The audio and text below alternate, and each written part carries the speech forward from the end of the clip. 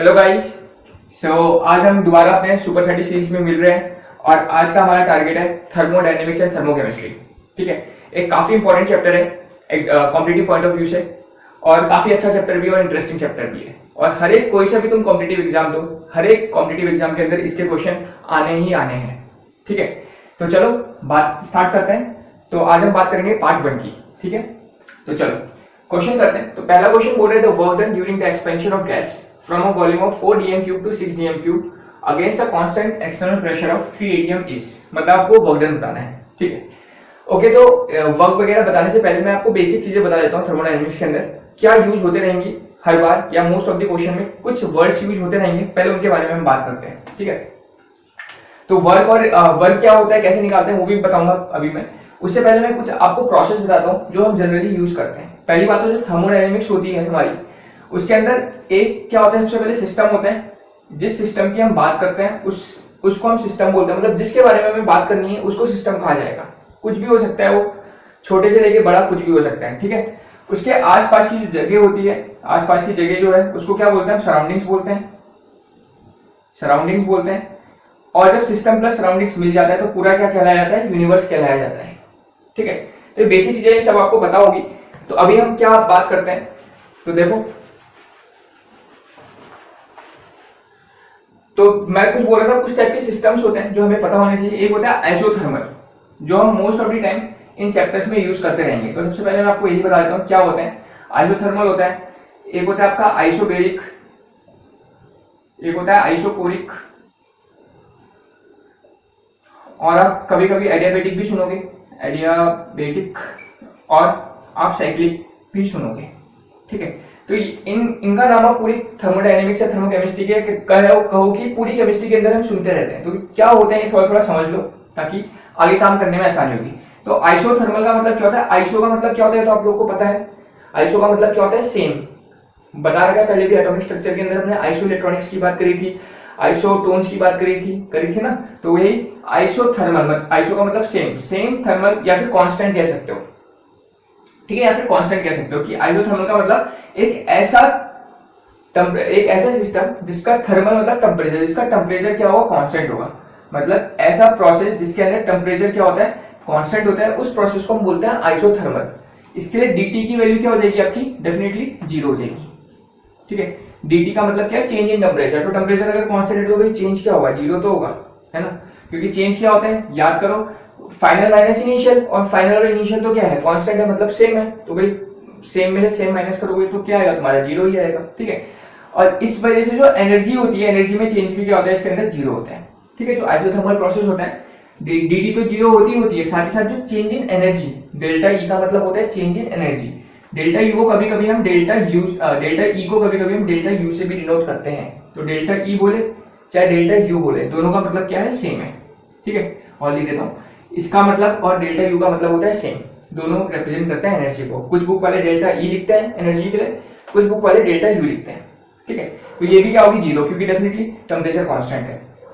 Isobaric का मतलब, तो बार किसकी यूनिट होती है, पता है आप लोगों को, प्रेशर की। यस, तो एक ऐसा सिस्टम जिसमें क्या होगा, प्रेशर कांस्टेंट होगा, प्रेशर क्या होगा, कांस्टेंट होगा, उस सिस्टम को हम बोलते हैं आइसोबेरिक। और डेफिनेटली अगर प्रेशर कांस्टेंट होगा तो डीपी क्या हो जाएगा, आपका जीरो हो जाएगा। कोर मतलब वॉल्यूम, तो ऐसा प्रोसेस जिसमें क्या हो रहा होगा, वॉल्यूम कांस्टेंट रहा होगा, उस प्रोसेस को हम बोलते हैं आइसोकोरिक प्रोसेस। और डेफिनेटली फिर डीवी किसके इक्वल हो जाएगा, जीरो के इक्वल हो जाएगा, मतलब जो चेंज इन वॉल्यूम है दैट विल बी जीरो। ठीक है, इतनी बात क्लियर है आप लोगों को। Now next is adiabatic. Adiabatic ऐसा प्रोसेस होता है जिसमें जो हीट का एक्सचेंज होता है वो नहीं होता, मतलब no heat exchange, there is no heat exchange, मतलब हीट का एक्सचेंज नहीं होगा। अगर हीट का एक्सचेंज नहीं होगा तो इसमें डी क्यू रिप्रेजेंट करता है हीट को, वो क्या होगा, आपका जीरो होगा। ठीक है, एक ऐसा प्रोसेस जिसमें हीट क्या रहती है, कांस्टेंट रहती है, मतलब हीट का एक्सचेंज नहीं होता है, ऐसे प्रोसेस को हम बोलते हैं एडियाबेटिक प्रोसेस, जिसमें डी क्यू की वैल्यू, मतलब change in heat, D Q क्या होगा, आपको हीट में जो चेंज होगा थोड़ा सा, उसको हम डी क्यू बोलते हैं, वो क्या होगा, आपका जीरो होगा। ठीक है, और लास्ट है साइक्लिक प्रोसेस। साइक्लिक प्रोसेस क्या होता है, तो देखो कोई सा भी प्रोसेस जो नंबर ऑफ स्टेप को फॉलो करे, सपोज ए से बी गया, बी से सी गया और सी से वापस कहाँ गया, ए में आ गया, तो इस प्रोसेस को हम बोलते हैं साइक्लिक प्रोसेस। इस प्रोसेस को क्या बोलते हैं, साइक्लिक प्रोसेस। और साइक्लिक प्रोसेस में जो डेल्टा ई होती है वो जीरो होती है, मतलब चेंज इन एनर्जी क्या होगा, जीरो होगा, क्योंकि जहां से तुमने स्टार्ट करे तुम फाइनल वहीं पहुंच गए। मतलब जो इस पॉइंट में एनर्जी थी भाई तुम कहीं से भी आओगे फाइनल जब पहुंचोगे तभी भी तो वही एनर्जी रहेगी उस पॉइंट में, है ना। तो इसीलिए साइक्लिक प्रोसेस के अंदर भी डेल्टा ई की वैल्यू क्या होती है, 0 होती है। ठीक है, तो ये बेसिक कुछ प्रोसेस हो गए जिनके बारे में हम most of the time questions के अंदर सुनते रहेंगे। तो आपको एकदम समझ जाना है, जब भी आइसोथर्मल बोले टेम्परेचर कांस्टेंट होगा ये और ये 0 होंगे, मतलब dt 0, डेल्टा ई या फिर डेल्टा यू 0 आइसोबेरिक में, आइसोकोरिक, एडियाबेटिक एंड साइक्लिक में। ठीक है, ओके। तो बेसिक नॉलेज हमें आ गई, बेसिक नॉलेज हमें पता चल गई कि क्या क्या होने वाला है। Now let's talk about work. पहले हम थोड़ी वर्क की बात करते हैं, उसके बाद फिर हम आगे बढ़ेंगे। ठीक है, अब निकालते हैं वर्क डन। तो वर्क डन कैसे निकाले जाते हैं, तो वर्क डन निकालने के दो रास्ते होते हैं हमारे पास। पहला वर्क डन हम निकालते हैं आइसोथर्मली एंड इरिवर्सिबली। कैसे निकालते हैं पहला वर्क डन, पहला होता है आपका आइसोथर्मल एंड इरिवर्सिबल। ठीक है, प्रोसेस को अगेन कैटेगराइज कर सकते हैं दो टाइप में, एक रिवर्सिबल और इरिवर्सिबल। ठीक है, फिलहाल जो वर्क डन करा रहे हैं कैसे करा रहे हैं हम, वर्क डन को हम W से डिनोट करेंगे। वर्क डन करा रहे हैं हम आइसोथर्मल एंड इरिवर्सिबल, मतलब जो हमारा प्रोसेस है वो आइसोथर्मल मतलब कांस्टेंट टेम्परेचर में रखा गया है, और इरिवर्सिबल प्रोसेस है। दो टाइप के प्रोसेस और होते हैं, रिवर्सिबल एंड इरिवर्सिबल। ठीक है, ये आपको थोड़ा थोड़ा पता ही होगा। तो डायरेक्टली मैं वैल्यू लिख रहा हूँ, इसकी डिराइव नहीं कर रहा हूँ। तो W की वैल्यू क्या थी, -P डेल्टा V, ये इसमें वर्क डन की वैल्यू होती है। तो डायरेक्टली आपको ये फॉर्मूला ध्यान रखना है, क्वेश्चंस करने में आसानी होगी। और साथ ही साथ एक चीज का और ध्यान रखना, ये जो वर्क डन कहलाया जाता है, या तो कभी कभी हम बोलते हैं आइसोथर्मल इरिवर्सिबल, या फिर जब हम कांस्टेंट एक्सटर्नल प्रेशर प्रोवाइड करते हैं। एक हिंट दे रहा हूं मैं आपको क्वेश्चंस में पहचानने के लिए कि कब ये वाला फॉर्मूला यूज करेंगे। क्वेश्चन में या तो ये गिवन होगा कि जो वर्क करा रहे हैं आइसोथर्मल एंड इरिवर्सिबल करा रहे हैं, तब ये वाला फॉर्मूला यूज होगा, या फिर क्वेश्चन में ऐसा कुछ गिवन होगा कि कांस्टेंट एक्सटर्नल प्रेशर। क्या गिवन हो सकता है क्वेश्चन के अंदर, कांस्टेंट एक्सटर्नल प्रेशर। जो एक्सटर्नल प्रेशर रहा होगा उसको क्या कर दिया है, कांस्टेंट कर दिया, तभी भी हम ये वाला फॉर्मूले को पुट करेंगे। ठीक है, अच्छा, इसको हम मॉडिफाई भी कर सकते हैं। आप लोगों को स्टेट्स ऑफ मैटर के मैं बता चुका हूं ऑलरेडी, स्टेट्स ऑफ मैटर के ऊपर वीडियोस हम बना चुके हैं। तो पीवी की जगह क्या पुट कर सकते हैं, you know that PV is equals to क्या होता है, यस, एनआरटी। तो पी डेल्टा वी की जगह क्या पुट कर सकते हो, डेल्टा एनआरटी। ठीक है, तो पी डेल्टा वी की जगह अगर हमें जरूरत पड़ेगी तो we can also put delta NRT. तो एक बार फॉर्मूला ऐसे मॉडिफाई करके बना सकते हैं, minus as it is minus रहेगा डेल्टा एनआरटी।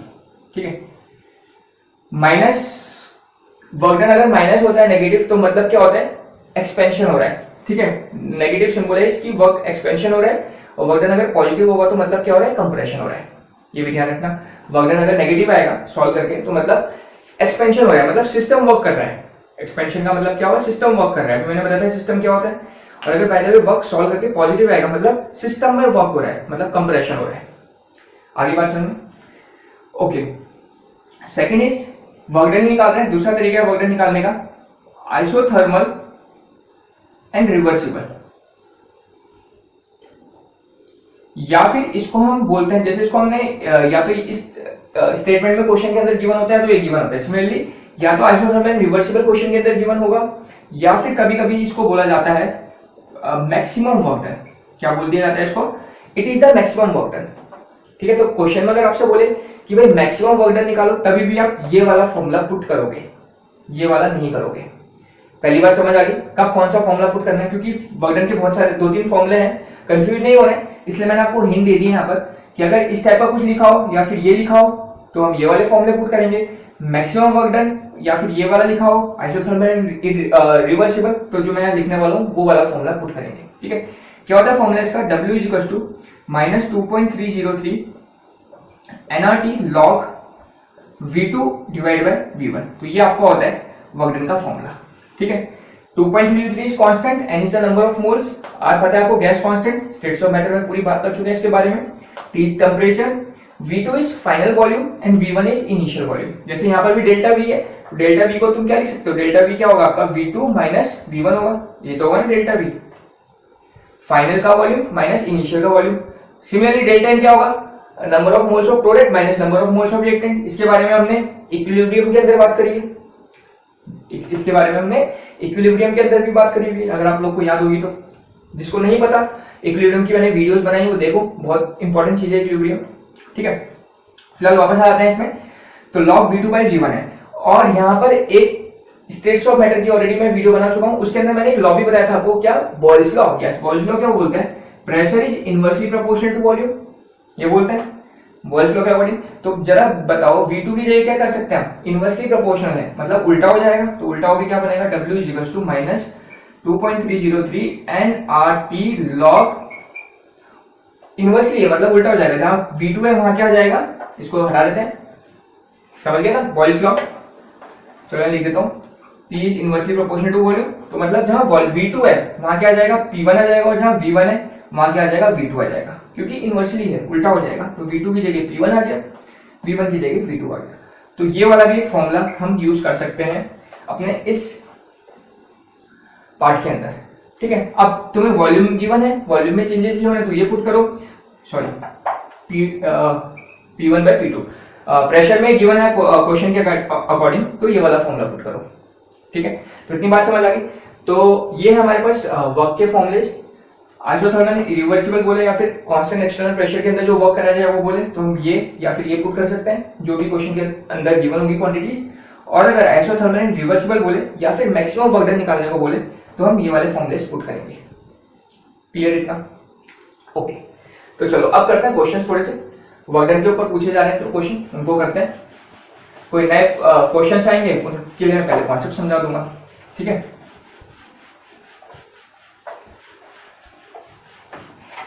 तो चलो पहला क्वेश्चन बोल रहे हैं, the work done during the expansion of gas from a volume of 4 dm³ to 6 dm³ against the constant external pressure. तो देखो यहां दे दिया हिंट, क्या, against the constant external pressure, मतलब कौन सा पुट करेंगे, तो डेफिनेटली पहला वाला पुट करेंगे। बात समझ आ रही है ना, हिंट है वो मेरे लिए, छोटा सा टिप्स मान के चलो। तो W इज इक्वल टू पहले क्या था, P एक्सटर्नल या P इंटू डेल्टा V, जो मैंने माइनस P डेल्टा V को लिखा था उसको P external into delta V भी लिख सकते हो, ठीक है। P एक्सटर्नल कितना गिवन है, constant external pressure of 3 minus as it is रहेगा 3, और डेल्टा V क्या होता है, V2 minus V1 minus 3, V2 कितना है, तो देखो 4 से 6 चला गया, मतलब फाइनली 6, V2 फाइनल होता है, V1 इनिशियल होता है, तो 6 माइनस 4 कितना आ गया, 2, तो कितना आ गया, -6, ठीक है। तो -6 आ गया। अब यहां पर एक गलती मत करना कि -6 आप जैसे दिखा आप डायरेक्टली टिक कर दोगे और आगे बढ़ोगे तो गलत हो जाएगा, ठीक है। -6 आया हमारा आंसर, पर ये -6 टिक मत करना, क्यों, क्योंकि यहाँ जो आंसर आता है वो जूल्स में नहीं आता, वो किस में आता है, तो जरा बताओ, प्रेशर की यूनिट क्या होती है, एटीएम होती है, और वॉल्यूम की यूनिट क्या होती है, लीटर होती है, तो चेंज की भी यूनिट क्या होगी, चेंज इन वॉल्यूम की भी लीटर होगी। भाई अगर वॉल्यूम की लीटर है, वॉल्यूम की लीटर तो चेंजेस करेंगे या माइनस करेंगे तो यूनिट क्या आएगी उसकी, लीटर ही आएगी ना।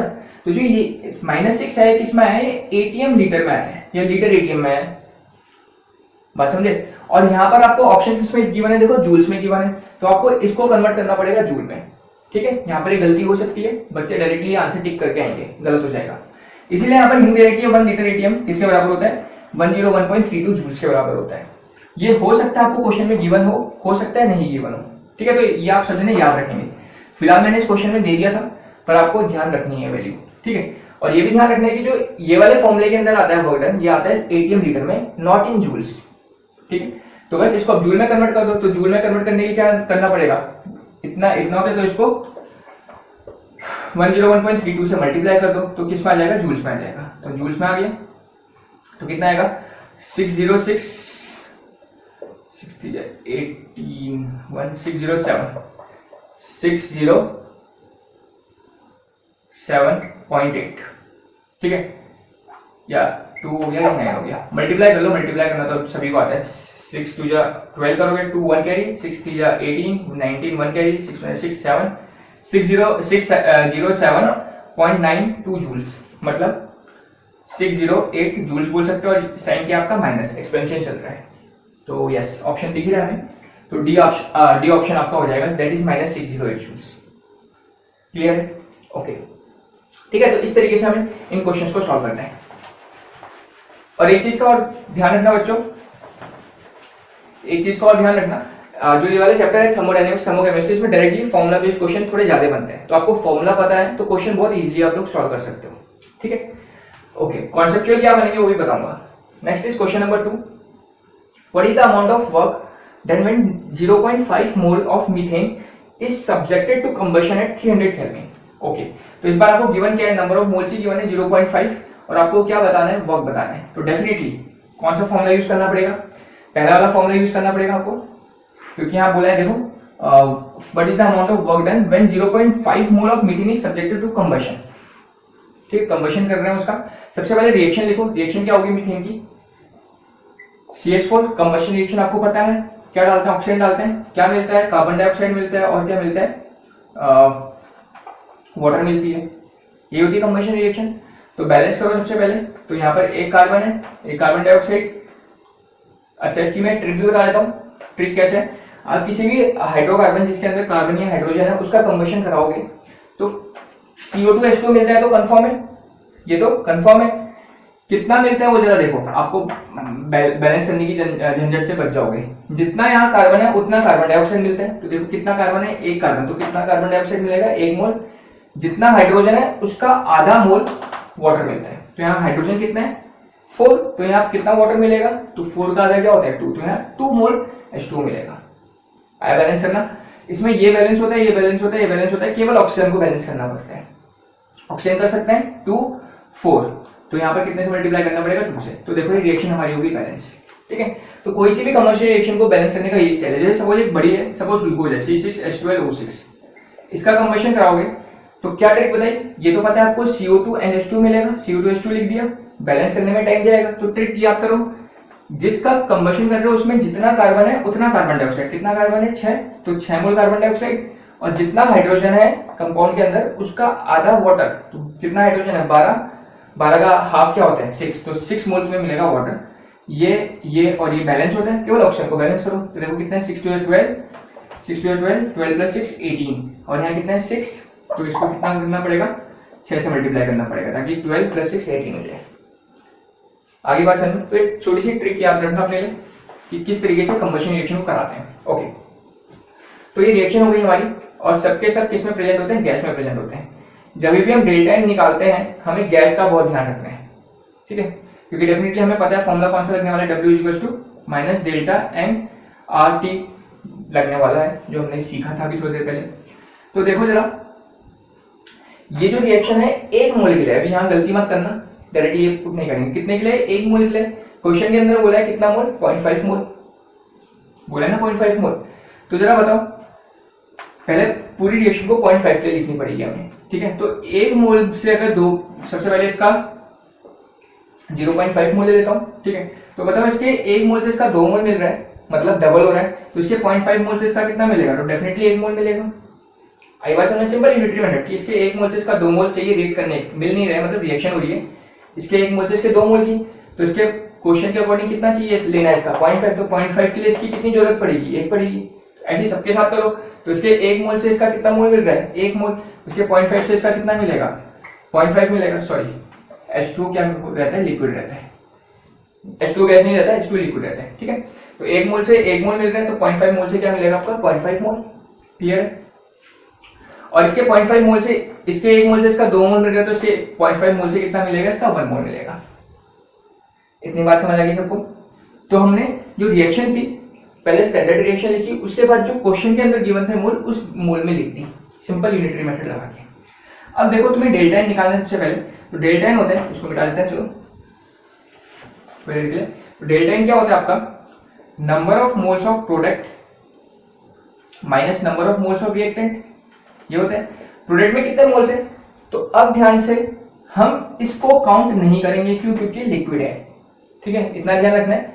इक्विलिब्रियम में इस चीज को मैंने बताया, जो भी लिक्विड में होता है या फिर सॉलिड में होता है उसको हम काउंट नहीं करते हैं, हम केवल किसको काउंट करते हैं, जो गैस वाले या फिर एक्वस वाले होते हैं। किस किस को लेंगे, पहले उनको टिक मार लेते हैं। इसको लेंगे, गैस में है लेंगे, ये भी गैस में लेंगे, ये लिक्विड में है तो इसलिए इसको नहीं लिया जाएगा, तो इसको भूल जाओ, ठीक है। तो प्रोडक्ट में कितने मोल बचेंगे, बस 0.5। रिएक्टेंट में कितने मिले आपके, दिस प्लस दिस, मतलब ऐड कर दोगे दोनों को, तो 1 + 0.5 कितना हो जाएगा, 1.5, क्लियर है। तो सॉल्व करा कितना आया, 1.5 में से 0.5 दैट इज -1, तो आपके नंबर ऑफ मोल्स आ गए क्या, delta n that is change in number of moles आ गए आपके -1, क्लियर। अब पुट कर दो वर्क का फॉर्मूला, वर्क कितना था, माइनस डेल्टा एनआरटी था, माइनस डेल्टा एन ऑलरेडी -1 आ चुका है, -1 पुट करो। आर की वैल्यू कितनी दे रखी है, 8.314, और टेम्परेचर कितना गिवन है आपको, टेम्परेचर गिवन है, यस 300 केल्विन। ठीक है, तो माइनस माइनस क्या हो गया, प्लस हो गया। और इसको सॉल्व कर लो तो 3 से मल्टीप्लाई करोगे कितना आएगा, 12 1 3 3 4 8 2 4 इंटू 100 इतना आ गया। तो 2 जीरो यहाँ लग जाएंगे तो कितना आएगा, 2494.2 जूल्स। माइनस माइनस प्लस हो गया, तो ऐसा कोई ऑप्शन दिख रहा है आपको, 2494, यस, आपका आंसर हो जाएगा डी। ठीक है, तो इस तरीके से इस क्वेश्चन को सॉल्व करना है। तो यहाँ पर 2 चीजें ध्यान रखनी है, एक तो रिएक्शन, और रिएक्शन के में ये वाले नंबर ऑफ मोल्स काउंट मत करना, क्योंकि क्वेश्चन के अकॉर्डिंग कितने नंबर ऑफ मोल्स के लिए बात करिए, 0.5 के लिए बात करिए, तो उसको पहले 0.5 में लिख लो और तब निकालो। ठीक है, एक और तरीका है इसको करने का, चलो उसको रहने दो, उसको बाद में जाते हैं, फालतू में कंफ्यूजन हो जाएगा। ठीक है, तो यही स्टैंडर्ड तरीका को ध्यान रखो, काम जल्दी हो जाएगा। ठीक है, तो इस तरीके से हमें क्वेश्चंस ध्यान रखने हैं,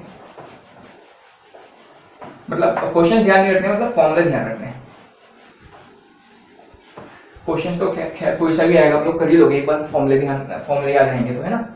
ओके, क्वेश्चन नंबर 3, क्वेश्चन 3 बोल रहा है 6 मोल ऑफ आइडियल गैस, तो n की वैल्यू दे दी सबसे पहले 6, जो गिवन है वो लिखते हैं। चलो एक्सपेंड आइसोथर्मली एंड रिवर्सिबली, तो जरा देखो ध्यान से, आइसोथर्मली एंड रिवर्सिबली, तो इस बार ऑलरेडी क्वेश्चन में बोल दिया आइसोथर्मल एंड रिवर्सिबल वर्क हो रहा है, मतलब जो सेकंड वाले फॉर्मूले थे वो यूज करना है। समझ आ रही है ना बात, कब कौन सा फॉर्मूला यूज करेंगे। Yes, from a volume of 1 litre, मतलब V1 दे दिया आपको 1 litre, to volume of V2 दे दिया आपको 10 लीटर। ठीक है, एट 27 डिग्री सेल्सियस टेम्परेचर दे दिया आपको 27 डिग्री सेल्सियस, तो डेफिनेटली इसको आपको 273 से मल्टीप्लाई करके केल्विन में कन्वर्ट करना पड़ेगा, क्योंकि कैलकुलेशन हम सारी केल्विन के अंदर करते हैं।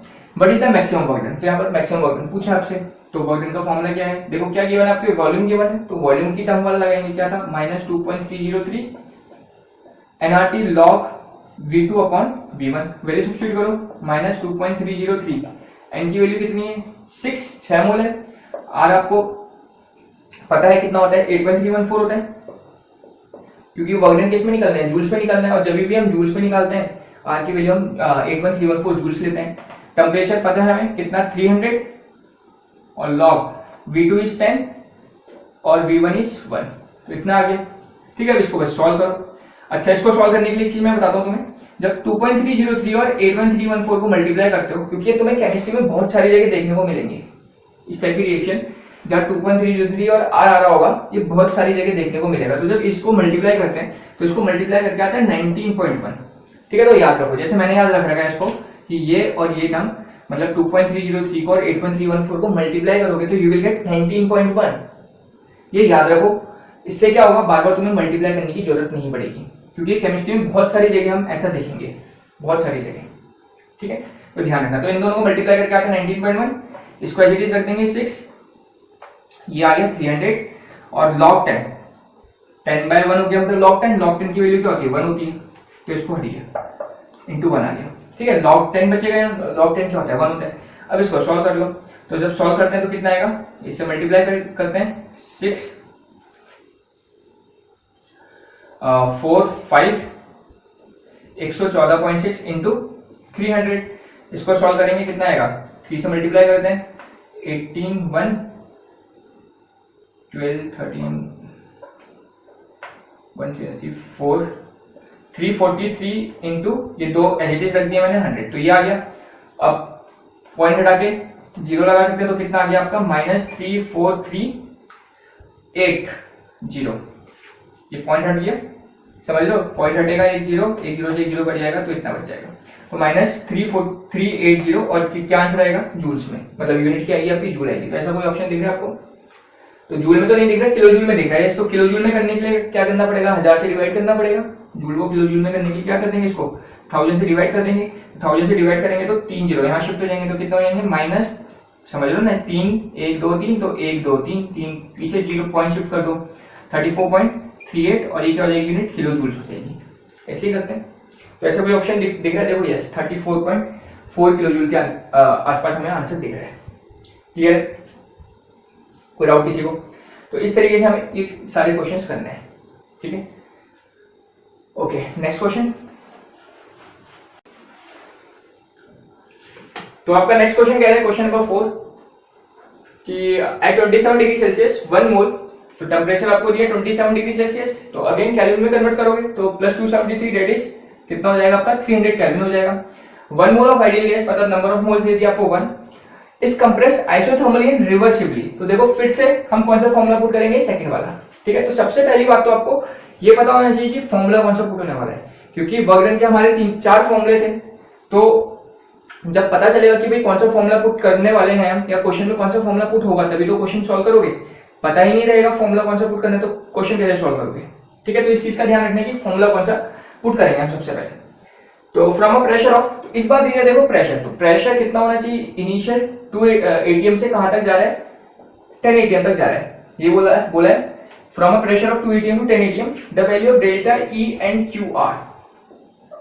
तो आपको इस बार डेल्टा ई और क्यू निकालना है। ठीक है, तो देखो प्रेशर के नंबर ऑफ मोल के टेम्परेचर का जो हमने रिलेशन देखा था किसके साथ देखा था, वर्क के साथ देखा था। पर यहाँ पर क्या है पूछा आपसे, delta E that is internal energy और क्यू दैट इज हीट, ये पूछिए। ठीक है, तो इसके लिए क्या है, तो इसके लिए पहले क्वेश्चन करने से पहले आपको एक चीज समझनी पड़ेगी, वो समझा देता हूं मैं पहले। That is first law of thermodynamics. First law of thermo, तो फर्स्ट लॉ ऑफ थर्मोडायनेमिक्स क्या कहते हैं, सभी को पता है। Law of conservation of energy की energy can neither be created nor be destroyed, it can be transfer from one form to another. ठीक है, एनर्जी हमें कभी क्रिएट नहीं होती है, डिस्ट्रॉय नहीं होती है, एक फॉर्म से दूसरे फॉर्म में ट्रांसफर होते रहती है। और इसका मैथमेटिकल एक्सप्रेशन क्या है, इसका mathematical expression delta E is equal to Q plus W. तो ये ध्यान रखेंगे सब जने। फर्स्ट लॉ ऑफ थर्मो का mathematical expression, delta E is the internal energy में चेंज। डेल्टा का मतलब क्या होता है, चेंज, तो इसको बोलते हैं change in internal energy, change in internal energy. ठीक है, इंटरनल एनर्जी को कुछ बुक वाले डेल्टा यू ई से डिनोट करते हैं, कुछ बुक वाले डेल्टा यू से डिनोट करते हैं। ये डिवाइड नहीं लगाता हूँ ना तुम, मतलब स्लाइस नहीं लगाता हूँ ना, तुम्हें लगेगा कि डिवाइड है। डेल्टा ई और डेल्टा यू कुछ भी बोल सकते हैं। ठीक है, तो इंटरनल एनर्जी हुई, Q is your heat and W is your work done. ठीक है, तो इसके टर्मिनोलॉजीज होगी जो हम यूज करते हैं। तो ये है आपका mathematical expression first law of thermodynamics का। इतनी बात समझ आ गई। अब देखो इसका यूज करके हम बहुत सारे क्वेश्चंस को कर सकते हैं। ठीक है, अच्छा इसमें एक चीज और कि सर इंटरनल एनर्जी होती क्या है, तो इंटरनल एनर्जी क्या होगी, तो सोचो अंदर की एनर्जी मतलब मैक्सिमम एनर्जी, लिख देते हैं चलो डेफिनेशन क्या होती है इंटरनल एनर्जी, मैक्सिमम एनर्जी किसी भी सिस्टम की ऑफ अ सिस्टम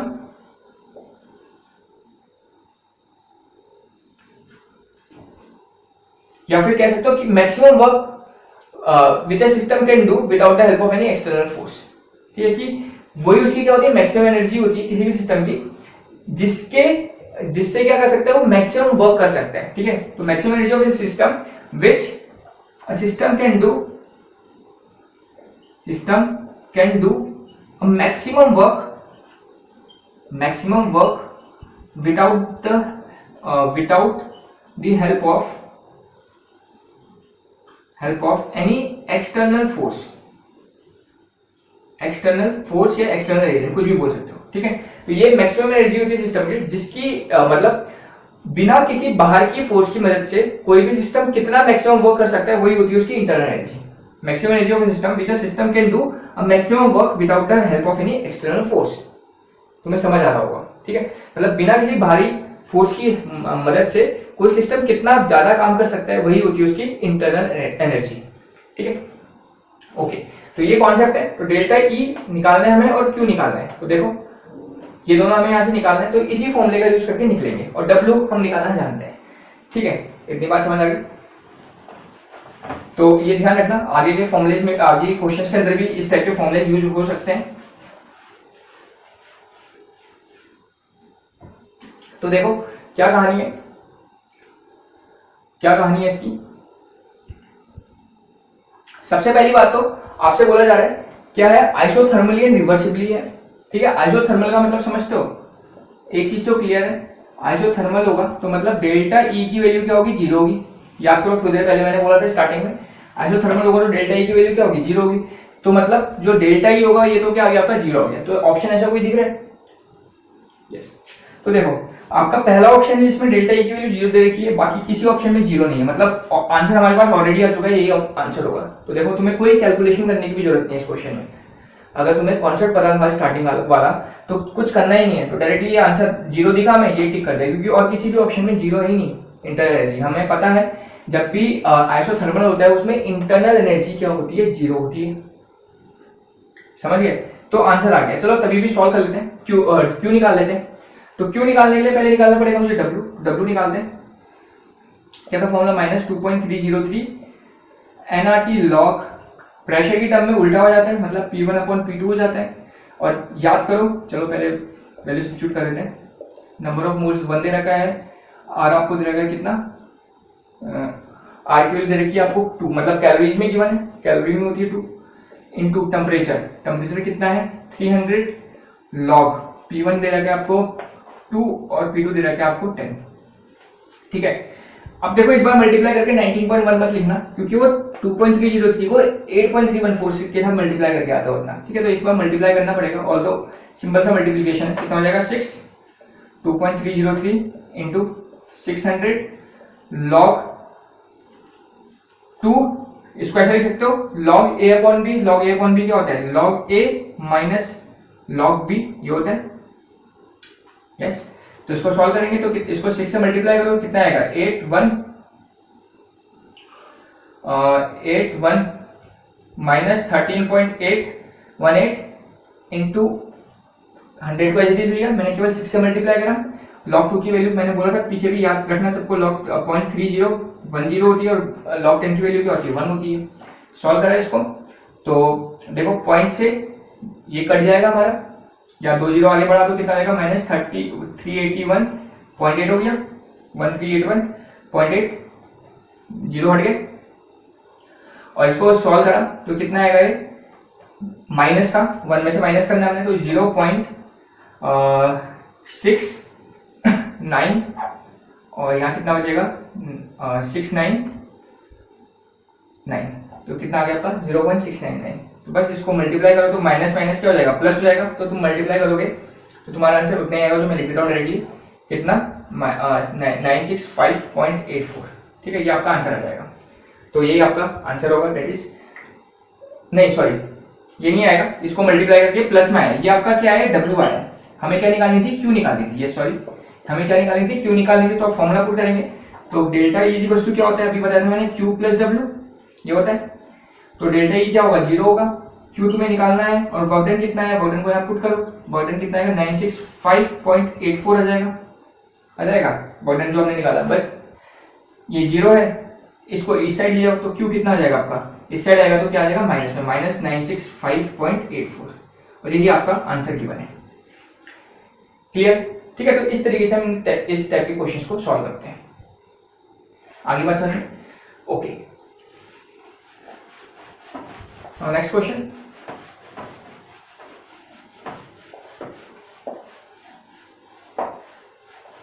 ठीक है, तो आपको थोड़ा सा ध्यान रखना है फॉर्मुलेस का, और थोड़ा सा ध्यान रखना है कॉन्सेप्ट्स का। नेक्स्ट क्वेश्चन आपसे कहता है a system absorb 600 joule of heat and work equivalent to 300 joule.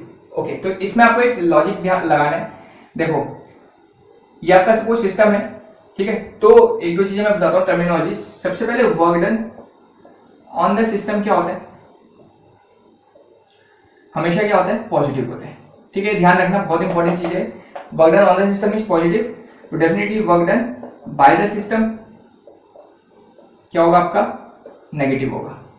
ठीक है, या work done by the system को हम बोल सकते हैं work done on the surroundings, on the surroundings. Work done by the system को क्या बोला जा सकता है, work done on the surroundings भी बोला जा सकता है, और वो क्या होता है नेगेटिव। मतलब सिस्टम वर्क कर रहा है, कहाँ वर्क करेगा भाई, सराउंडिंग्स में तो वर्क करेगा ना। तो work done on the system is positive and work done by the system या फिर work done on the surrounding is negative. Similarly heat given to the system, अगर सिस्टम को तुम हीट दोगे तो क्या आएगी, वो पॉजिटिव आएगी, मतलब प्लस क्यू आएगी। ये दोनों डब्ल्यू, ये प्लस डब्ल्यू आएगा, माइनस डब्ल्यू आएगा, ये प्लस क्यू आएगा। और अगर हीट निकालोगे सिस्टम से, heat taken out by the system, system से क्या निकालोगे, अगर हीट निकालोगे तो वो क्या होगी आपकी नेगेटिव होगी। या फिर इसको कह सकते हो heat given to the yes surroundings, heat इसको कह सकते हो given to the surroundings, surrounding क्या होगी आपकी नेगेटिव होगी। ठीक है, तो कुछ टर्मिनोलॉजी होगी 1 2 3 4 ये ध्यान रखेंगे सब जने कि जो सिस्टम में वर्क करते हैं ये हमेशा क्या होता है पॉजिटिव होते हैं, सिस्टम से वर्क कराए जाते हैं मतलब बाय द सिस्टम, तो या फिर ऑन द सराउंडिंग्स क्या होता है नेगेटिव होते हैं। सिस्टम को जब हम हीट देते हैं तो पॉजिटिव प्लस क्यू लिखेंगे, सिस्टम से हीट निकालेंगे या फिर सराउंडिंग्स को देंगे तब हम माइनस क्यू लिखेंगे। क्लियर? ओके, तो इसी का यूज करके अब हम क्वेश्चंस करेंगे, ये सब जने नोट कर लेना, काफी इंपॉर्टेंट चीज है ये। ठीक है, नाउ क्वेश्चन क्या कहता है, क्वेश्चन कहता है a system absorb 600 joule of heat, मतलब Q क्या है 600 है। अब बताओ पॉजिटिव होगा कि नेगेटिव होगा, तो बोल रहा है एब्जॉर्ब कर रहा है मतलब दे रहे हैं उसको, मतलब क्या होगा पॉजिटिव होगा, खत्म कहानी। एंड वर्क कितना बोला है, work equivalent to 300 joule on its surrounding, work कितना हो रहा है 300 जूल हो रहा है किसमें सराउंडिंग्स में, तो अभी बताया मैंने work done on the surroundings बोला जा रहा है, work equivalent to 300 joule on its surroundings लिखा था। ऑन इट्स सराउंडिंग में मतलब वर्क का मतलब क्या होता है नेगेटिव, तो ये नेगेटिव होगा, सिंबल लगा दिया। अब लगा दो फर्स्ट लॉ ऑफ थर्मो क्या था, Q प्लस W था, वैल्यू सब्स्टिट्यूट करी 600, W की वैल्यू सब्स्टिट्यूट करी कितनी है, मतलब बीच में प्लस माइनस कितना हो जाएगा 300, सॉल्व करा कितना आ गया आपका 300 जूल्स। यस, तो आपका ये ऑप्शन हो जाएगा। क्लियर है? तो इस तरीके से एकदम सिंपल से question, direct formula based question रहते हैं, पर इन सिंबल्स का ध्यान रखना है, अगर सिंबल गलत लगा दिया तो पूरा क्वेश्चन गलत हो जाएगा। एकदम सिंपल सा क्वेश्चन, बहुत बार कॉम्पिटिटिव एग्जाम्स के अंदर पूछा जाता है। ठीक है, तो ये हो गया आपके 5 क्वेश्चन। अब हम बात करते हैं नेक्स्ट 5 क्वेश्चंस की। सो ये आ गया आपके नेक्स्ट 5 क्वेश्चन। 5 क्वेश्चन हम ऑलरेडी डिस्कस कर चुके हैं। ठीक है, तो चलो नेक्स्ट क्वेश्चन करते हैं, क्वेश्चन नंबर 6। तो क्वेश्चन 6 बोलते थे एंथैल्पी चेंज। ओके, तो सबसे पहली बात आपके एक नया वर्ड आपके सामने है एंथैल्पी। ठीक है, तो क्वेश्चन करने से पहले मैं आपको एक्सप्लेन करता हूं कि एंथैल्पी क्या होता है। ओके, तो जो एंथैल्पी होती है उसको हम H से डिनोट कर सकते हैं। किससे डिनोट करते हैं? H से। तो डेफिनेटली चेंज इन एंथैल्पी को किससे डिनोट करेंगे? डेल्टा H से। जैसे एनर्जी को किससे करते थे? E से, और चेंज को किससे करते थे? डेल्टा E से करते थे। याद आया? तो डेल्टा H का फॉर्मूला क्या बनता है, मैथमेटिकल एक्सप्रेशन क्या बनता है? It is equal to delta E plus P delta V। ठीक है, तो सबसे पहली बात तो एंथैल्पी क्या होती है? It is the summation of energy या change in energy and pressure volume product. तो प्रेशर वॉल्यूम प्रोडक्ट और एनर्जी का जो समेशन होता है उसी को हम एंथैल्पी बोलते हैं। ठीक है, अच्छा एक चीज और, काफी बच्चों को इसमें कंफ्यूजन होता है, खासतौर से इनऑर्गेनिक केमिस्ट्री के अंदर जब हम बात करते हैं आयोनाइजेशन एनर्जी की। ठीक है, तो कभी कभी हम उसको आयोनाइजेशन एनर्जी बोलते हैं, कभी कभी उसको आयोनाइजेशन एंथैल्पी बोलते हैं। सुना होगा सभी ने, कभी कभी उसको आयोनाइजेशन एनर्जी बोला जाता है, कभी कभी उसको आयोनाइजेशन एंथैल्पी कहा जाता है।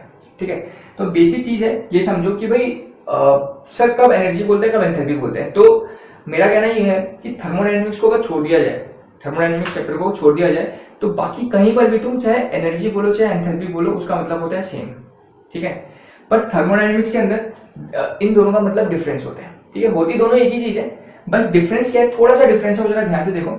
जो एनर्जी होती है that is delta E is equals to heat, दोनों ही हीट है, एनर्जी है, पर हीट एट कांस्टेंट वॉल्यूम, तो QV, V का मतलब है कांस्टेंट वॉल्यूम, और जो एंथैल्पी होती है that is heat at constant pressure. यही आपका डिफरेंस है, यही आपको ध्यान रखना है। ठीक है, मतलब अगर एनर्जी बोला गया हो तो एनर्जी का मतलब है जो हीट दी जाती है एट कांस्टेंट वॉल्यूम में उसको हम एनर्जी बोलते हैं, और जो हीट दी जाती है Q का मतलब होता है, ये पढ़ चुके हैं पहले, जो हीट दी जाती है एट कांस्टेंट प्रेशर में उसको हम बोलते हैं एंथैल्पी।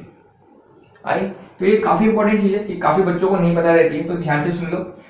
ठीक है, तो थर्मोडायनेमिक्स के अंदर एनर्जी और एंथैल्पी अलग चीजें होती है, बाकी जगह हम आयोनाइजेशन एनर्जी बोलो या इलेक्ट्रॉन गेन एनर्जी बोलो, इलेक्ट्रॉन गेन एंथैल्पी बोलो, तुम सुना होगा तुम लोगों ने। ठीक है, तो सब जगह वहां सेम ही है, पर अगर हम यहाँ बात करें तो देख, एनर्जी का मतलब होता है heat given at constant volume, enthalpy का मतलब होता है heat given at constant pressure.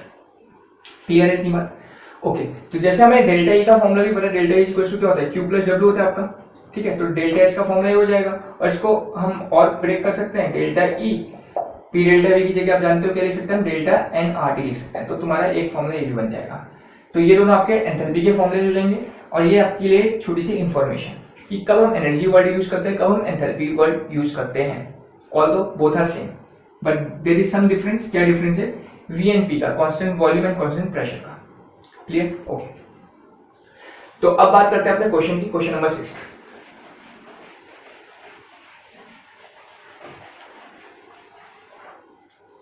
तो क्वेश्चन 6 कह रहा है enthalpy change for the reaction of 50 millilitre of ethylene, मतलब आपके पास C2H4 है कितना 50 मिलीलीटर विथ H2, इसमें H2 डाला 50 मिलीलीटर, क्या बनेगी? तो डायरेक्ट जानते हैं हम इथेन बन जाएगा आपका C2H6, ठीक है। और कितना है डेल्टा H की वैल्यू आपको गिवन है -0.31 किलो जूल, प्रेशर गिवन है आपको कितना 1.5 atm, ठीक है। और बताना है आपको डेल्टा E बतानी है, तो डेफिनेटली जो अभी फॉर्मूला मैंने बताया डेल्टा H का वही यूज करेंगे। अच्छा एक चीज ध्यान रखो वॉल्यूम, तो यहाँ पर देखो वॉल्यूम कितना है 50-50, तो इनिशियल वॉल्यूम तो 0 होगा, मतलब C2H6 तो नहीं बना होगा, तो इनिशियल कितना प्रेजेंट है 50-50, मतलब जो V1 की वैल्यू होगी वो कितनी होगी 100 मिलीलीटर होगी, ये पूरा तो इनिशियल प्रेजेंट है भाई, इनिशियली तो प्रेजेंट है ना 50 और 50, तब तो रिएक्शन स्टार्ट हुई, मतलब इनिशियल वॉल्यूम आपका कितना है 100 मिलीलीटर है। क्योंकि जो हम फॉर्मूला लगाएंगे याद करो डेल्टा H का क्या फॉर्मूला था, delta E plus P delta V, अभी लिखा था मैंने, डेल्टा H आपको गिवन है, P आपको गिवन है, डेल्टा V पता चल जाएगा, तो डेल्टा E हमें कैलकुलेट करने निकल आएगा, ठीक है। डेल्टा V निकालने के लिए लॉजिक लगाना पड़ेगा, तो V1 चाहिए, तो V1 पता है तुम्हें 50 + 50 100 गिवन है क्वेश्चन में, V2 कितना होगा, तो उसके लिए सिंपल मोल कॉन्सेप्ट, तो देखो इसके 1 मोल या 1 मोल से इसका 1 मोल मिल रहा है, तो मतलब अगर इसका 50 मिलीलीटर से इसका कितना रेट और इसका भी 50 मिलीलीटर, मतलब इसका रेशो क्या 1:1 है, ठीक है। तो मतलब इसके अगर 50 मिलीलीटर और इसका 50 मिलीलीटर अगर रिएक्ट करेगा, जैसे इसका 1 मोल और इसका 1 मोल रिएक्ट करके कितना मोल दे रहा है 1 मोल दे रहा है, तो इसका 50 और 50 रिएक्ट करके इसका भी कितना देगा 50 मिलीलीटर आपको इथेन मिलेगी। बात समझ आ गई, मतलब जो फाइनल होगा, फाइनल कितना होगा आपका 50 होगा, 50 मिलीलीटर, ठीक है। अब ये दोनों तो खत्म हो गया, तो ये दोनों क्या हो गए आपके 0-0 हो गए, पूरी की पूरी इन दोनों ने रिएक्ट करी और आपको 50 मिलीलीटर C2H6 देगी, क्लियर है। तो जो फाइनल वॉल्यूम होगा वो होगा 50 और इनिशियल वॉल्यूम होगा आपका 100, क्लियर। अब वैल्यू सब्स्टिट्यूट करते हैं, तो डेल्टा H की वैल्यू कितनी है -0.31 किलो जूल है, इसको जूल्स में कन्वर्ट करो ऐसा यूनिट, तो जूल्स में कन्वर्ट करने के लिए क्या करना पड़ेगा 1000 से मल्टीप्लाई जूल्स हो गया। डेल्टा E आपको निकालना है, डेल्टा E को डेल्टा E रहने दिया, प्रेशर कितना है 1.5 atm है, और वॉल्यूम डेल्टा V की वैल्यू कितनी आएगी, तो डेल्टा V निकाल लेता हूँ, चलो यहाँ पर डेल्टा V क्या होगा आपका V2 - V1, ये होगा, ये तो होता है, V2 is 50, V1 is 100, तो कितना आ गया -50 आ गया, क्लियर। और -50 किस में है मिलीलीटर में है, और तुम जानते हो यहाँ पर लीटर एटीएम लीटर में होना चाहिए, तो एटीएम लीटर में करने के लिए क्या करना पड़ेगा -50 जो हमारा आया है इसको साइड कर देते हैं, -50 मिलीलीटर में है, इसको लीटर में करने के लिए क्या करना पड़ेगा डिवाइड बाय 100 करना पड़ेगा। इतनी बात समझ आ गई। तो यहाँ इसको सॉल्व कर लेते हैं थोड़ा, तो 2 जीरो आएंगे, 2 जीरो से 2 जीरो कैंसिल आउट हो गए, तो कितना हो गया 310 -310 हो गया, इधर हो गया डेल्टा E प्लस यहाँ क्या आएगा, तो 0 से 0 कैंसिल आउट हो गया 25, और आपका आ जाएगा यहाँ पर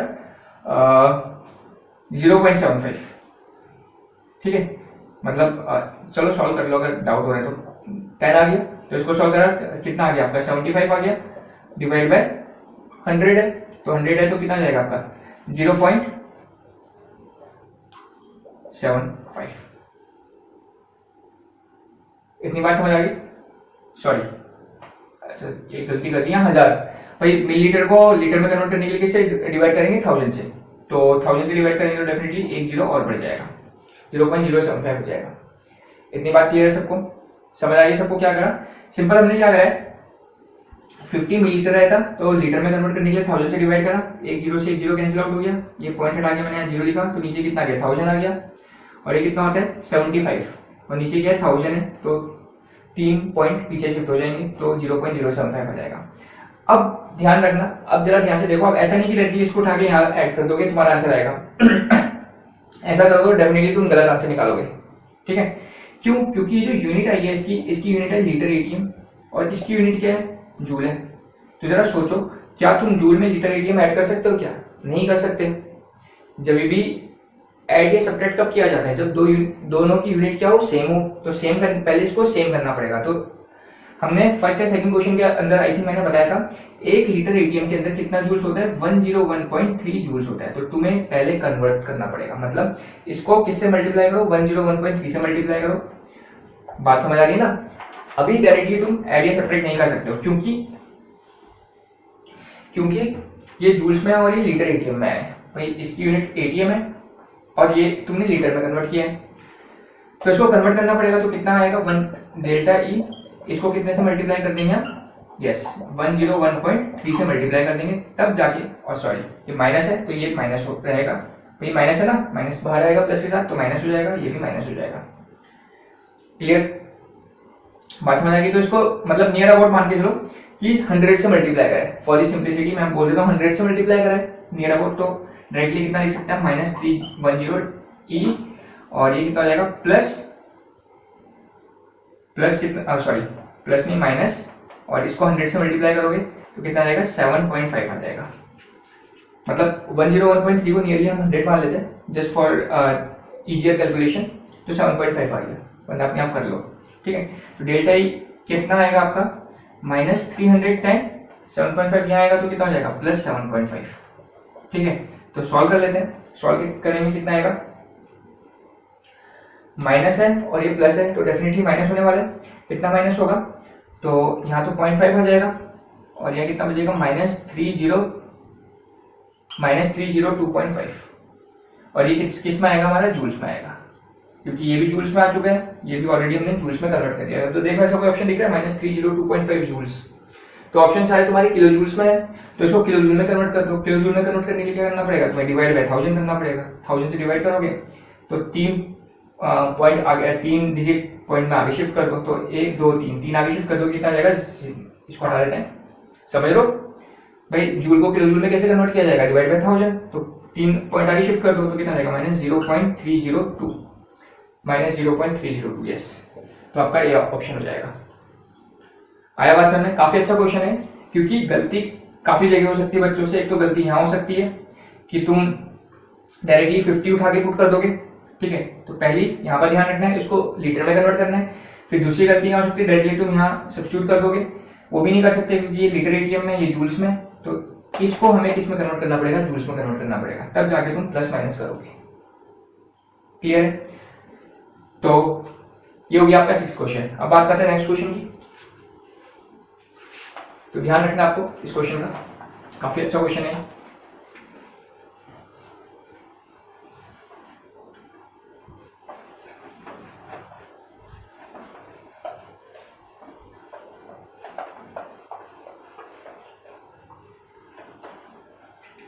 नेक्स्ट क्वेश्चन है आपका क्वेश्चन नंबर 7। क्वेश्चन 7 बोलता है फॉर CaCO3, ओके रिएक्शन लेता हूं मैं, CaCO3 सॉलिड है, CaO प्लस CO2 ये गैस में है और ये इसमें प्रेजेंट है, सॉलिड में प्रेजेंट है, ठीक है, एट 977 डिग्री सेल्सियस। 977 मतलब डेफिनेटली आपको 270 डिग्री से ऐड करके केल्विन में कन्वर्ट करना पड़ेगा, कितना आएगा 10 1 15 1 9 10 11 12, तो 1250 केल्विन आ गया। डेल्टा एच आपको बोल रहे हैं कितना 176 किलो जूल, आपको डेल्टा ई निकालनी है, तो डेल्टा ई निकाल सकते हैं हम। डेल्टा एच का फॉर्मूला देखो क्या होता है, delta E plus P delta we जो भी लगाया, पर यहाँ पर प्रेशर वॉल्यूम नहीं गिवन है आपको, पर रिएक्शन अगर गिवन है, रिएक्शन से आप क्या निकाल सकते हो, you can calculate number of moles, है ना, नंबर ऑफ मोल्स आप कैलकुलेट कर सकते हो। बात करता हूँ तो नंबर ऑफ मोल्स हम कैलकुलेट कर सकते हैं। हमारे पास रिएक्शन है, ये रिएक्शन है हमारे पास, इसे यूज करके हम नंबर ऑफ मोल्स कैलकुलेट कर सकते हैं। तो इसको हम दूसरा वाला that is delta X equals to क्या होता है, दूसरा formula delta E plus delta NRT, ये वाला फॉर्मूला यूज करेंगे, ठीक है। तो डेल्टा एक्स कितना है, डेल्टा एक्स पुट करो, बात समझ आ रही है। ये क्यों नहीं करा, क्योंकि यहाँ पर प्रेशर और वॉल्यूम क्वेश्चन के अंदर गिवन नहीं था। फर्स्ट क्वेश्चन में तो प्रेशर वॉल्यूम गिवन था, तो हमने ये पुट किया था फर्स्ट क्वेश्चन के अंदर, पर इसको हम पी डेल्टा वी की जगह डेल्टा एनआरटी लिख सकते हैं, और रिएक्शन के अंदर रिएक्शन से हम क्या निकाल सकते हैं, डेल्टा एन की वैल्यू कैलकुलेट कर सकते हैं। तो डेल्टा एच कितना गिवन है आपको 176 किलो जूल्स गिवन है, तो जूल में कन्वर्ट कर दो, कितना करोगे जूल्स में कन्वर्ट करने के लिए 1000 से मल्टीप्लाई कर दोगे। डेल्टा ई तुम्हें कैलकुलेट करना है, डेल्टा एन की वैल्यू क्या होगी, number of moles of product minus number of moles of reactant, ये होता है। जरा देखो पहली बार काउंट किसको करेंगे, तो गैस है इसको लेंगे, सॉलिड नहीं लेंगे, सॉलिड नहीं लेंगे, समझ आ गई बात, यही हम बोलते जा रहे हैं बार बार। तो इसके नंबर ऑफ मोल कितना है 1 और रिएक्टेंट साइड कुछ नहीं है तो 0, तो कितना आ गया नंबर ऑफ मोल्स की वैल्यू 1, तो ये 1 हो जाएगी। आर की वैल्यू आप लोग को पता होती है कितनी होती है 8.314 और टेम्परेचर कितना है क्वेश्चन के अंदर हमने निकाला है 1250, कितना आ गया आपका 1250 आ गया। आई बात समझ में। अच्छा इसको एक और काम कर सकते थे हम, ये हमारा जूल्स में होता है, ये हमारा जूल्स में होता है, इसको भी हम किलो जूल में कन्वर्ट कर सकते थे, ठीक है। तब यहाँ मुझे किलो जूल्स में जूल्स में कन्वर्ट करने की जरूरत नहीं पड़ती, बात समझ आ रही है। ये हमारा जूल्स में होता है, इसको किलो जूल में कन्वर्ट कर सकते थे, ठीक है, वो भी एक ऑप्शन है। चलो पर अभी फिलहाल इसी तरीके से कर देते हैं। 176000 हो गया, डेल्टा ई प्लस इन दोनों को सॉल्व करते हैं, कितना होगा 8.314। चलो तो डेल्टा ई कितना आ जाएगा 176000। आप लोग सॉल्व कर लेना अपने आप, इन दोनों को यहाँ लेके जाता हूँ। तो 8.314 इंटू 1250, तो बस इसको सॉल्व करो, इसमें से माइनस कर दो, ठीक है। तो आपका 165600 के अराउंड कुछ आंसर आ जाएगा, ठीक है। किस में आएगा पर ये जूल्स में आएगा, ठीक है। आप इसको और इन दोनों को मल्टीप्लाई करके सॉल्व करोगे तो 16560 समथिंग आपका आंसर आ जाएगा। पर ये किस में आएगा आपका जूल्स में आएगा। और ऑप्शंस किस में गिवन है आपके किलो जूल्स में गिवन है, तो पता है तुम्हें जूल्स को किलो जूल में कन्वर्ट करने के लिए क्या करना पड़ेगा 1000 से डिवाइड करना पड़ेगा। 1000 से डिवाइड करना पड़ेगा तो 3 जीरो पीछे शिफ्ट कर दो तो कितना आएगा 165.6 किलो जूल्स, तो 165.6 किलो जूल्स, यस। तो हमारा सी ऑप्शन हो जाएगा, क्लियर। तो इस तरीके से क्वेश्चन को करेंगे हम। ये वाला फॉर्मूला भी यूज कर सकते हैं, ये वाला भी, according to given conditions. Given क्या है, प्रेशर वॉल्यूम गिवन है तो ये पुट करो, नहीं गिवन है रिएक्शन गिवन है तो रिएक्शन का यूज करके हम डेल्टा एन कैलकुलेट कर सकते हैं। डेल्टा एन का ध्यान रखना है, पर जो गैस वाले हैं केवल उन्हीं को कंसिडर किया जाता है, इसको लेंगे, इन दोनों को नहीं लेंगे, ठीक है। इस चीज का भी ध्यान रखना है आपने, केवल गैस और एक्वस वालों को लेते हैं, जो सॉलिड और लिक्विड स्टेट में होता है उसको नहीं लेते हैं, clear. Okay, now next question, ठीक है। तो अब बात करते हैं question number next, that is question number 8 की। तो क्वेश्चन नंबर 8 बोलते हैं at constant temperature pressure which of the following is correct. आपको रिएक्शन दे रखी है CO gas plus half O2 gas plus डिफ CO2, ठीक है। कौन सा करेक्ट एक्सप्रेशन है आपका, ये पूछा जा रहा है। तो सबसे पहले डेल्टा एन निकालना पड़ेगा। Delta N is equal to number of moles of product minus number of moles of reactant. Product में कितना है देखो, काउंट करेंगे इसको क्योंकि गैस है, इसको भी करेंगे, इसको भी करेंगे। 1 मोल है, इधर कितना हो जाएगा 1 प्लस, दोनों को कंसिडर करना है तो 1 प्लस 1/2 दैट इज कितना हो जाएगा 3/2 हो जाएगा, समझ लो 1 प्लस 1/2 तो 3/2। तो सॉल्व करा कितना आ गया -1/2 आ गया। मतलब जो डेल्टा एन आ गया वो किस में आ गया आपका नेगेटिव में आ गया। तो अब बस तुम्हें पता है formula delta is equal to क्या होता है, delta E plus delta NRT होता है। यहाँ पर डेल्टा एन की वैल्यू क्या है नेगेटिव आई है, तो नेगेटिव आने के कारण ये फॉर्मूला इस टाइप से बन जाएगा, delta E minus delta NRT बन जाएगा, क्योंकि डेल्टा एन की वैल्यू क्या है नेगेटिव आई है, तो ये ऐसा बन जाएगा। अब जरा सोचो इसको यहाँ लेके जाओगे, क्योंकि तुम्हें डेल्टा ई और डेल्टा एच के बीच में रिलेशन निकालना, तो डेल्टा ई क्या आएगा डेल्टा एच, इसको इधर लेके गए तो क्या आ गया प्लस डेल्टा एनआरटी आ गया। तो जरा ध्यान से देखो, दिख रहा है हमें साफ साफ, जो भी डेल्टा एच होगा उसमें क्या करोगे, जब उसमें क्या हो रही है कुछ एडिशन हो रहा है, डेल्टा एच में क्या हो रहा है प्लस का मतलब समझते हो ना, एडिशन हो रहा है, तब जाके डेल्टा ई आ रहा है।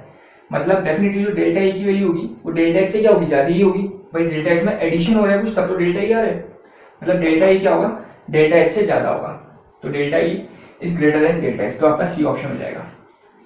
समझ लो, तो सिंपल है, ये लॉजिक लगा के हमने निकाल लिया कि डेल्टा एन या नेगेटिव, भाई ये स्टैंडर्ड फॉर्मूला था, क्वेश्चन के अकॉर्डिंग डेल्टा एन नेगेटिव आ रहा है, यहाँ लिखा।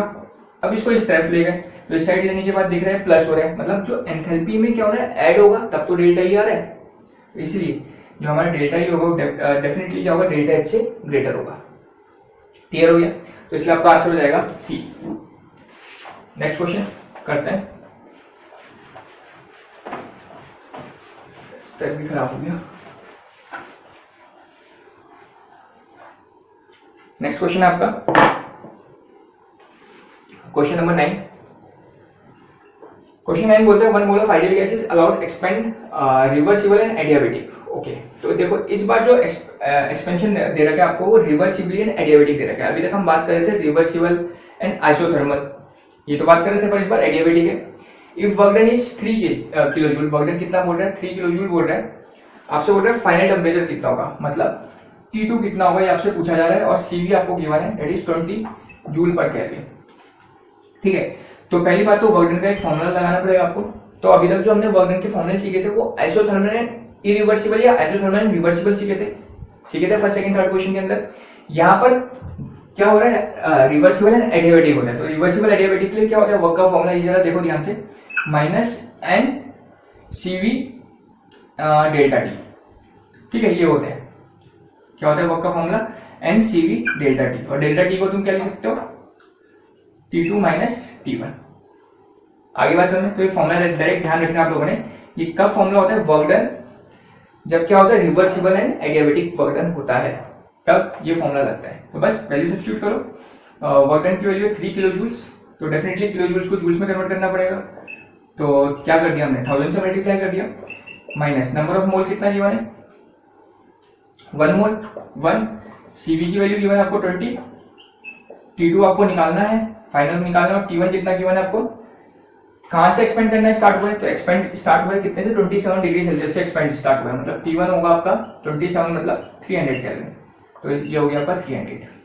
क्लियर, सॉल्व करो, 3000 is equals to -20 T2 minus minus क्या हो जाएगा प्लस, और कितना हो जाएगा 3 2 6 मतलब 6000। तो इसको इधर लेके जाते हैं, इसको इधर ले आते हैं, तो ये कितना हो गया 20 T2, 3000 को इस साइड लेके जाएंगे तो 6000 माइनस 3000 कितना हो जाएगा 3000, T2 आ जाएगा आपका 3000 डिवाइड बाई 20, कट गया, कितना आ गया 150। तो जो T2 होगा final temperature that is 150 kelvin, तो ये आपका आंसर हो जाएगा। अच्छा, ये ऑप्शन दे नहीं रखे तो जो भी होगा, अगर ऑप्शन गिवन होगा तो 150 टिक करोगे, अगर नहीं गिवन होगा तो दिस इज योर आंसर। ठीक है, इसमें क्या ध्यान रखना है आपको, ये ध्यान रखना है जो वर्क डन होता है रिवर्सिबल एंड एडियाबेटिक, वो ये होता है। ठीक है, जो अभी तक हमने इससे पहले बात करी थी वो था आइसोथर्मल के अंदर, पर ये प्रोसेस चेंज हो गया एडियाबेटिक, इसलिए हम ये करते हैं।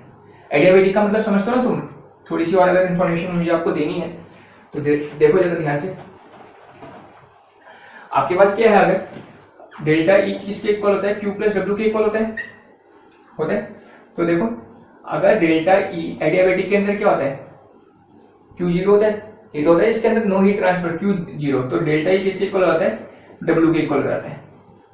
ठीक है, और तुम जानते हो अभी थोड़ी देर पहले मैंने बताया था, जो डेल्टा ई होता है इसको क्या लिख सकते हो हम, क्यू वी लिख सकते हैं, और क्यू वी लिखने के कारण इसी के अंदर, इसलिए हम इसमें क्या यूज करते हैं, सी वी लिखते हैं, इसलिए इसके अंदर क्या यूज करते हैं, सी वी। तो that's why W equals to W के अंदर सी वी आता है, क्योंकि तुम्हें पता है सी वी क्या होती है, specific heat capacity at constant volume, है ना।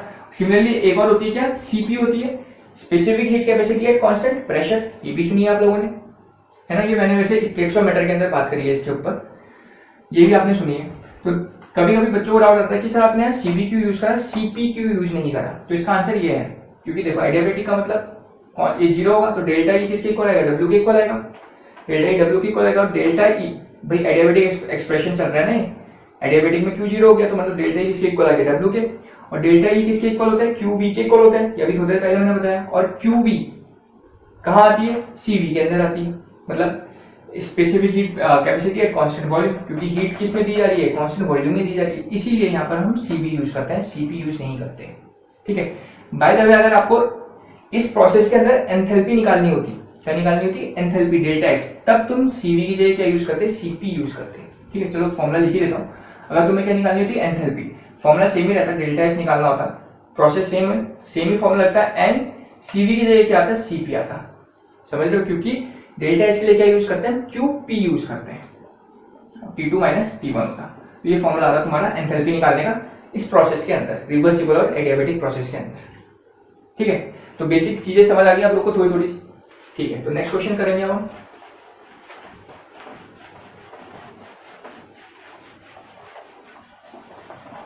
ठीक है, तो अब करते हैं अपना last question, question number 10। Question 10 बोल रहे हैं, a cylinder contain 14 kilogram of butane, if a normal family require 20,000 kilojoules of energy per day for cooking, butane gas last for how many days. Okay, तो आपको बोल रहा है एक cylinder है,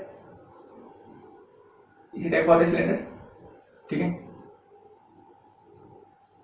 चलो ऐसा बना देते हैं, सिलेंडर है, इसके अंदर ब्यूटेन गैस है, मतलब C4H10 है, बात समझ आ गई।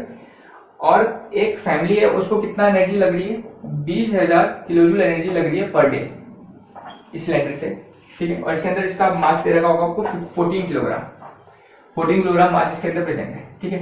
तो आपसे बोला जा रहा है ये जो सिलेंडर है कितने दिन चलेगा, बात समझ आ गई। तो देखो यहाँ पर अमाउंट किसमें, किलोग्राम में है, और यहाँ पर एनर्जीज गिवन है। सबसे पहली बात कैसे करेंगे इस टाइप के क्वेश्चंस को, ये काफी इंपॉर्टेंट क्वेश्चन हो जाते हैं इस टाइप के, एग्जाम में पूछ लिए जाते हैं। कैसे करते हैं, तो सबसे पहले क्वेश्चन करने से पहले कॉन्सेप्ट समझते हैं। ये बेस्ड होते हैं एक कॉन्सेप्ट जिसको हम बोलते हैं कैलोरीफिक वैल्यूज में।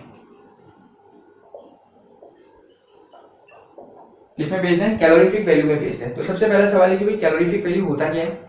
कैलोरीफिक वैल्यू क्या होती है, अमाउंट ऑफ हीट प्रोड्यूस्ड, लिख देता हूं चलो definition, amount of heat produced when 1 gram substance burn in the presence of air या ऑक्सीजन।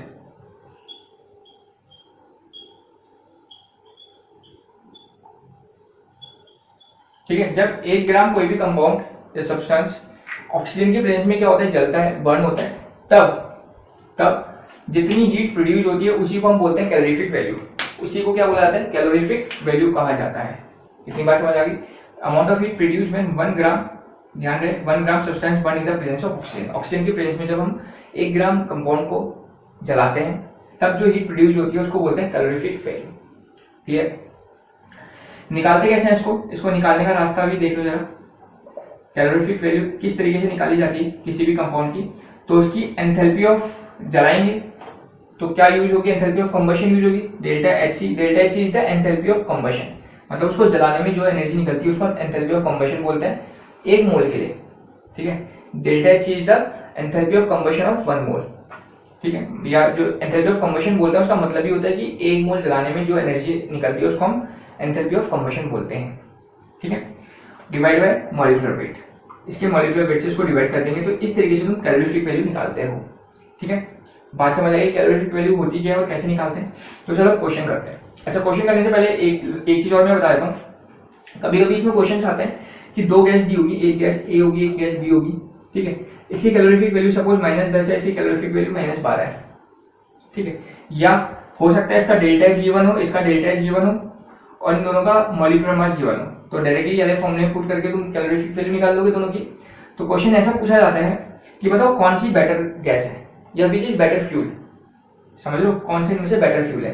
तो इसके लिए मैं बताता हूँ, जिसकी कैलोरीफिक वैल्यू ज्यादा होगी वो बेटर फ्यूल होगा। मतलब यहाँ पर ज्यादा किसकी है, -10 और -12, बड़ा कौन होता है -10, तो ये आपका बेटर फ्यूल होगा, ठीक है। इसके लिए एक पॉइंट लिख देता हूँ यहाँ पर, ये भी ध्यान रखना है। इस टाइप का क्वेश्चन भी कभी कभी बन जाता है एग्जाम में। हायर द कैलोरीफिक वैल्यू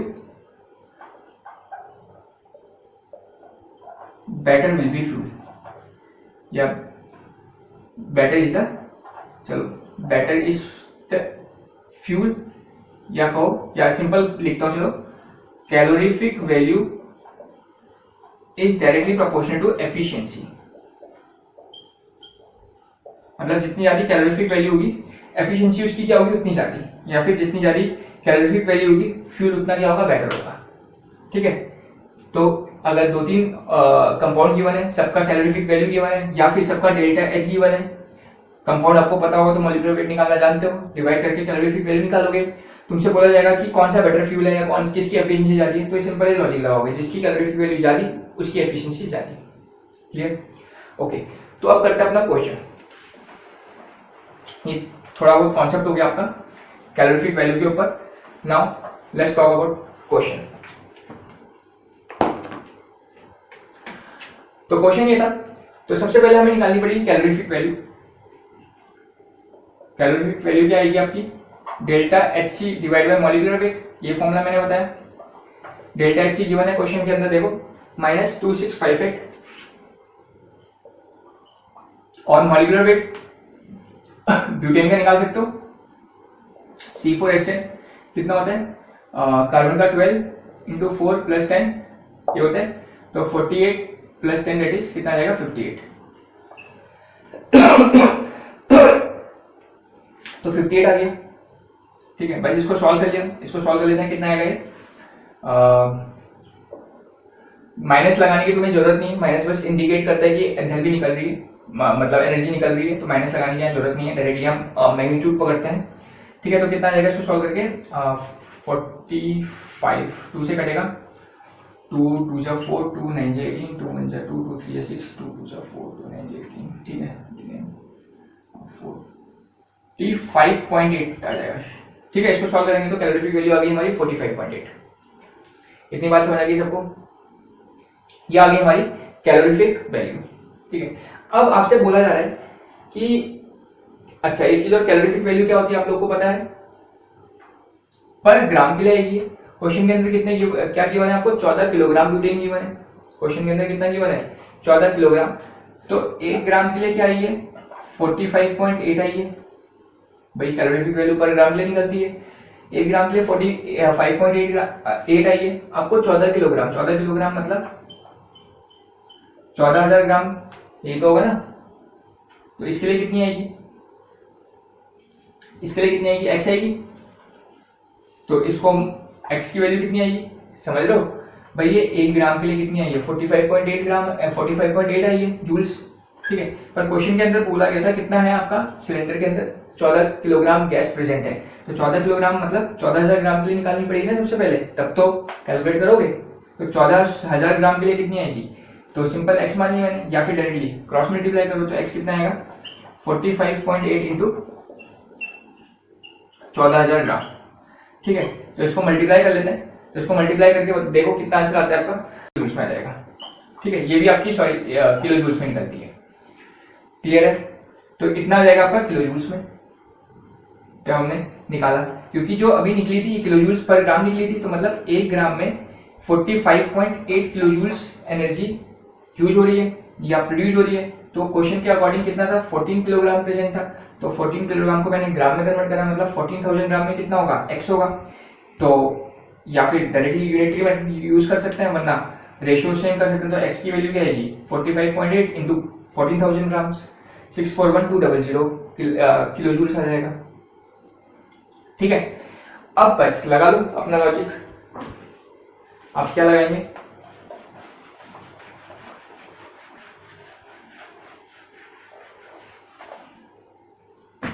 अब देखो तुम्हारी इतनी एनर्जी है, इतनी एनर्जी है किसके अंदर, सिलेंडर के अंदर, और खर्च कितनी हो रही है, 20,000 किलो जूल पर डे खर्च हो रही है। तो कितने दिन चलेगा, तो लगा दो, तो कितने दिन चलेगा, 641200 डिवाइड बाय, किससे डिवाइड कर दो, 20,000 से डिवाइड कर दो, इतने दिन तो चलेगा, है ना। क्योंकि इतनी एनर्जी थी, ये हमने एनर्जी किसकी निकाली, 14 किलोग्राम की तो निकाली है, मतलब 14 किलोग्राम के रेस्पेक्ट में कितनी एनर्जी थी, इतनी एनर्जी थी, और पर डे कितनी खर्च हो रही है, इतनी। तो डिवाइड कर दोगे तो पता चल जाएगा कितने दिन चलेगा। तो इसको सॉल्व करेंगे तो 0 0 0 0 कट गया, तो सॉल्व करके 32 के अराउंड आंसर आता है। ठीक है, तो 32 हमें दिख रहा है, यस। तो हमारा आंसर हो जाएगा सी। क्लियर है, तो इस तरीके से इस क्वेश्चन को सॉल्व करते हैं। तो आपको इसमें कैलोरीफिक वैल्यू का नॉलेज होनी चाहिए, तो आपका क्वेश्चन बन जाएगा। ठीक है, तो ये हैं आपके 10 क्वेश्चन। तो अब हम मिलते हैं नेक्स्ट पार्ट में, और उसमें हम 10 मोर क्वेश्चन के बारे में बात करेंगे। ठीक है, तब तक आप इन क्वेश्चन की प्रैक्टिस करो। Thank you.